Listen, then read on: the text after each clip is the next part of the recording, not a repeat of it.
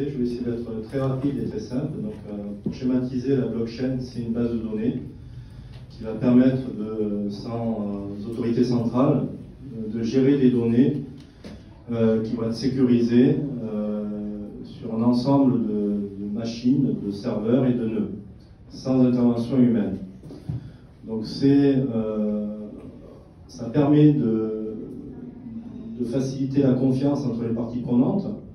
C'est né en 2008 grâce au Bitcoin, qui est issu en fait d'une communauté de passionnés qui a voulu créer un dispositif pour remplacer les monnaies de banque, et donc de trouver un moyen de pouvoir gérer un cryptoactif, le Bitcoin, qui fonctionnerait sans acteur, sans autorité centrale.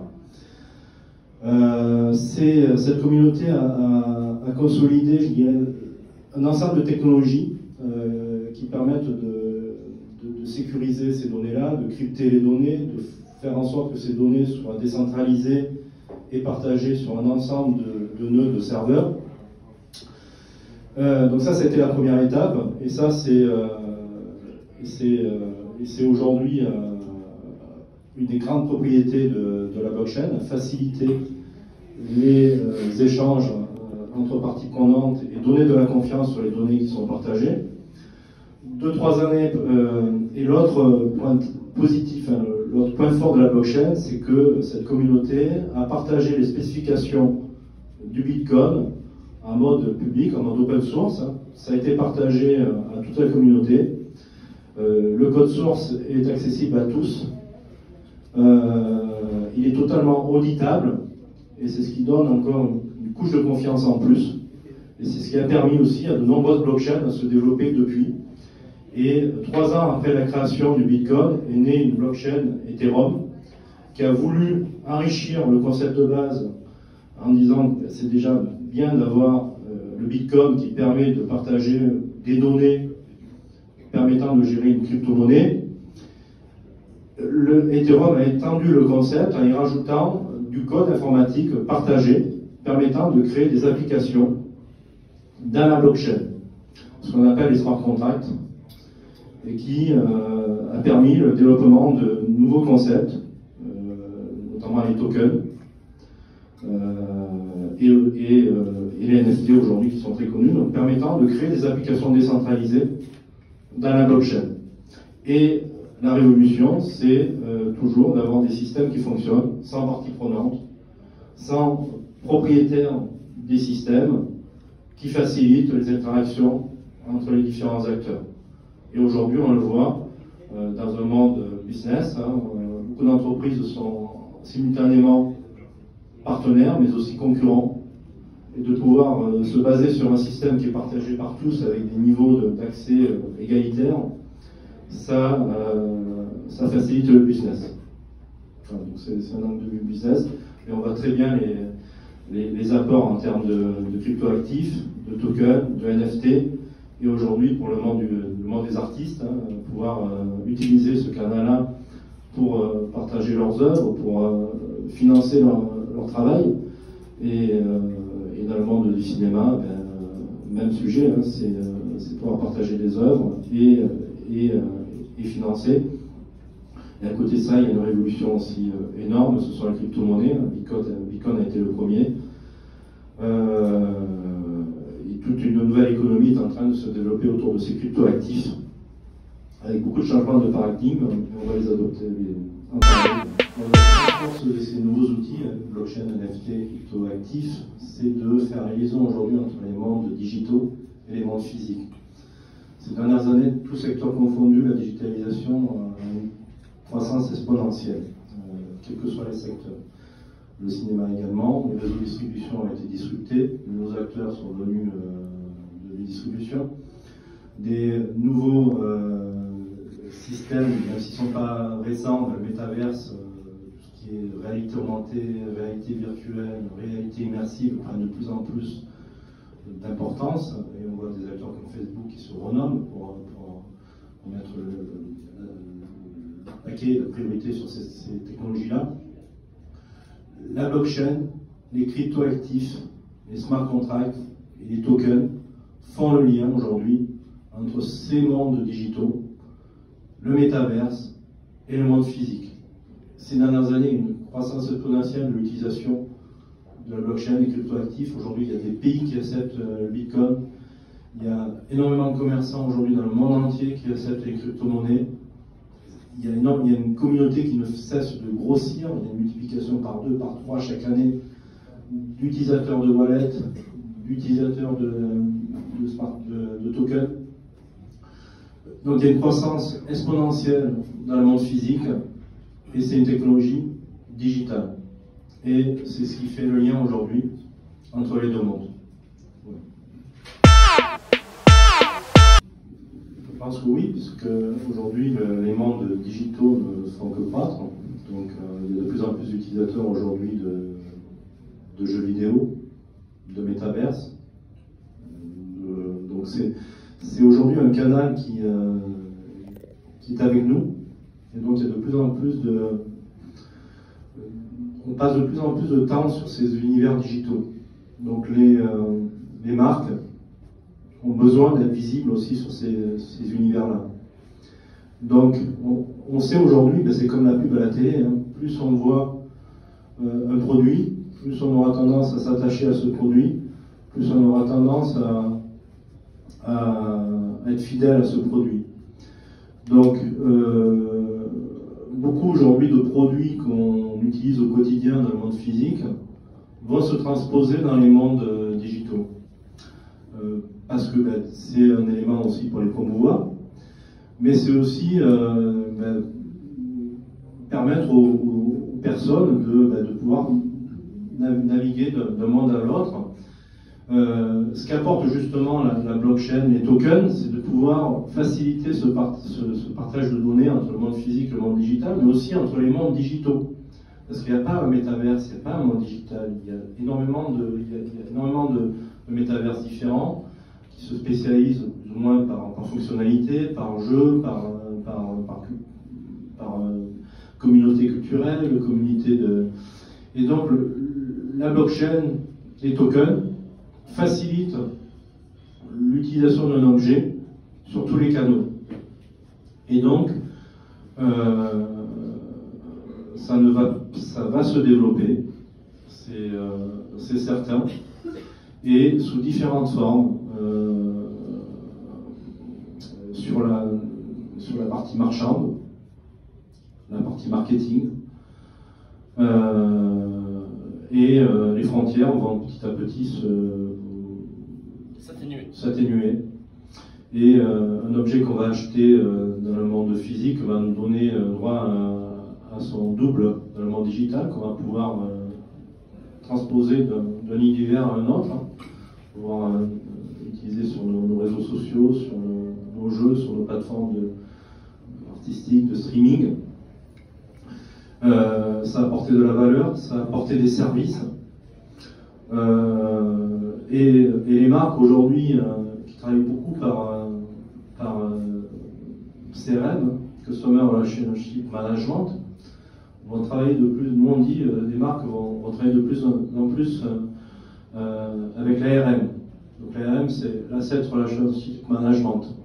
Parce qu'aujourd'hui la blockchain, les NFT, les tokens vont permettre aux marques d'accéder à leur wallet. En fait, le wallet aujourd'hui, c'est la carte d'identité qu'on a dans le monde physique. Ce sont les cartes d'identité qu'on va avoir dans les mondes digitaux. Et nos différentes wallets, parce qu'on n'en a pas qu'une, hein, nos différentes wallets vont porter chacune une part de nos expériences, des objets qu'on a acquis, avec des données qu'on souhaite partager, d'autres données qu'on souhaite garder pour nous. Et tous ces éléments-là vont permettre une interaction et des échanges avec les différentes parties prenantes, que ce soit les marques, aussi les fournisseurs de services culturels, les fournisseurs, enfin les artistes, les plateformes artistiques.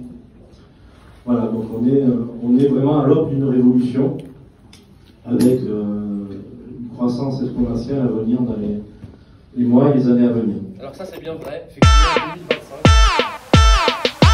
Le métaverse, c'est un peu un buzzword, on va dire, parce que c'est pas récent, le Second Life, je pense que c'était un des premiers métaverses. Il y a des technologies ces 20 dernières années qui sont beaucoup développées, donc tout ce qui est réalité augmentée, réalité virtuelle, monde immersif. C'est Facebook qui a lancé vraiment le buzzword de Metaverse. Ils l'ont fait pourquoi? Parce qu'ils ont racheté la marque Oculus, qui sont les casques de réalité virtuelle, et effectivement, les nouvelles technologies, comme les casques virtuels, apportent des nouveaux capacitifs à ces technologies-là. Donc on peut se dire qu'on va de plus en plus vers un monde immersif, avec des dispositifs d'immersion qui sont de plus en plus réduits, légers, portables, avec des nouveaux sens qui apparaissent. Avant, on n'avait que la vue, maintenant on peut avoir du toucher, on peut avoir de l'olfactif. Donc les mondes immersifs se développent de plus en plus. Il y a aussi, les premiers métaverses, parmi les métaverses, nous avons tout ce qui est jeux vidéo. On a vu que ces dernières années, Fortnite a eu un très fort développement avec une fausse communauté de jeunes qui passent énormément de temps dessus, et c'est pas pour rien que le festival de Cannes s'est transposé cette année sur Fortnite. Donc c'est pas un concept nouveau. Par contre, le concept nouveau, c'est l'apport de la blockchain, des tokens, des NFT, parce qu'on a vu que tous les mondes précédents, Second Life technologiquement était déjà bien avancé. Mais Second Life n'a jamais réussi vraiment à monétiser son concept et à élargir la communauté et à sortir des biens créés dans Second Life vers d'autres mondes. Et aujourd'hui, la blockchain, les tokens, les NFT permettent d'ouvrir ces différents mondes vers l'extérieur, de permettre des interactions entre les différents métaverses. Et donc on est en pleine phase de développement aujourd'hui, donc ça va continuer à se développer. Les usages sont là. Il y a énormément de joueurs au monde, c'est un marché qui est assez conséquent. Les réseaux de distribution sur tout ce qui est artistique et culturel se développent énormément dans les mondes digitaux. Le métaverse est un concept, c'est beaucoup plus intéressant de pouvoir visiter un lieu en mode 3D ou en mode immersif, si on est équipé, que le visiter via une page internet traditionnelle en 2D. Donc c'est une extension de l'internet qu'on connaît vers un monde ouvert 3D. Et donc le Web 3.0, pour revenir sur la définition du Web 3.0, pour moi, c'est une convergence des technologies blockchain qui ouvrent à la décentralisation. Et donc le web aujourd'hui a la volonté de se décentraliser par une grosse communauté d'acteurs qui veulent aujourd'hui changer un peu les paradigmes, de dire que ces dernières années, Internet s'est centralisé sur quelques acteurs, Google, Facebook, et qui a besoin, pour que le secteur se renouvelle, de décentraliser et d'élargir les acteurs. Il se trouve que les acteurs aussi traditionnels comme Amazon, Google, IBM ont compris aussi que ces technologies-là étaient nécessaires. Et elles investissent aussi ces technologies-là. Donc on a une convergence aussi des acteurs historiques et de nouveaux entrants. Donc le Web 3, c'est une convergence entre le web décentralisé, le métaverse, donc tout ce qui est réalité augmentée, réalité virtuelle, réalité immersive, qui vont se développer ces prochains mois, ces prochaines années. Et donc on est à l'aube d'une révolution, et je pense qu'aujourd'hui on est au même niveau qu'au début de l'Internet. On est sur des changements de paradigme. C'est une évolution complète de beaucoup de secteurs d'activité, c'est pas des évolutions technologiques une par une, c'est un ensemble d'évolutions qui fait qu'il faut totalement faire un reset sur son mode de fonctionnement. Qui dit adoption aussi je prends des exemples, qui dit adoption de nouvelles technologies comme la NFT, dit obligatoirement adoption des cryptoactifs, dit obligatoirement manipulation de cryptoactifs. Qui dit manipulation de cryptoactifs, aujourd'hui on est à l'aube d'une révolution. Les cryptoactifs aujourd'hui, c'est pas si simple que ça de les gérer. Les réglementations sont pas si claires que ça. Il y a beaucoup de freins dans la société aujourd'hui vers le développement de ces usages. Il y aura toujours des freins. Et donc on est dans une période de révolution où il faut faire un reset sur ces pensées pour totalement adopter ces révolutions-là et pouvoir s'y inscrire complètement. Non mais c'est vrai, je vous écoute. Alors je me pose la question, comment voyez-vous le partenariat pour un projet audiovisuel, sa production jusqu'à la distribution par rapport au NFT? Messieurs. Le partenariat, c'est les blockchains, les NFT vont apporter les outils qui vont permettre de capitaliser des nouveaux canaux de distribution et de pouvoir monétiser sur ces nouveaux canaux. Ça ne disrupte pas les acteurs existants. Donc il faut, pour qu'un projet soit une réussite, arriver à intégrer dans le projet l'ensemble des acteurs, des parties prenantes de la chaîne de valeur et les associer au projet. Et que chacun puisse être partie prenante du projet, puisque la tokenisation va apporter cette capacité à apporter du partage de valeur entre les différentes parties prenantes. Avec fixer des règles, derrière les NFT, il y a des smart contracts. On va pouvoir fixer des règles dès le début, définissant la quote-part de chaque acteur. On va pouvoir définir des règles de combien chaque acteur va toucher à la vente initiale. On va pouvoir définir des règles, et ça c'est une révolution aussi dans le marché artistique, les règles de royalties sur les surventes qu'il va avoir ensuite. Et donc pour qu'un projet soit une réussite, il faut que tous les acteurs de la chaîne soient partie prenante, adhèrent au projet, participent justement à la constitution de la valeur, de la digitalisation, de la mise en NFT de ces actifs, participe à la promotion de ces actifs-là, parce qu'aujourd'hui la difficulté c'est qu'on est dans un effet un peu buzzword. Il y a énormément de projets qui sont lancés en simultané, il y a beaucoup de projets qui réussissent, mais la difficulté pour que les projets réussissent, c'est qu'il faut qu'ils soient visibles. Donc un complément déjà d'avoir une communauté de parties prenantes qui soit très active dans la démarche, il faut s'assurer de pouvoir être visible par rapport à toutes les initiatives qui sont lancées actuellement. Donc il faut travailler aussi sur le marketing, qui n'est pas le même marketing que ce qu'on va faire sur des systèmes, on va dire des systèmes normaux, traditionnels. Donc il faut beaucoup travailler avec l'écosystème crypto et Web 3.0. Beaucoup travailler sur ces acteurs digitaux pour faire la promotion de son écosystème. Et puis après, il n'y a pas de secret. Si le collectif, la communauté qui crée ces NFT, les parties prenantes sont bien associées, que c'est fait de manière professionnelle, ça va être une réussite. S'il y a des canaux de promotion qui sont bien exploités, ça va être une réussite.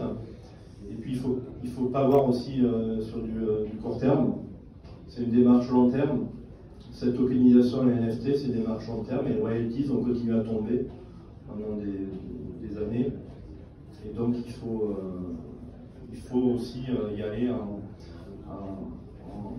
il faut y aller en marchant et apprendre en marchant. Donc il ne faut pas avoir peur aussi de faire des erreurs.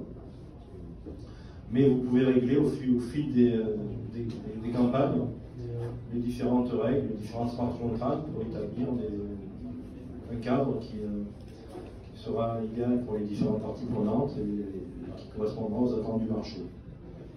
Ça répond à vos questions ?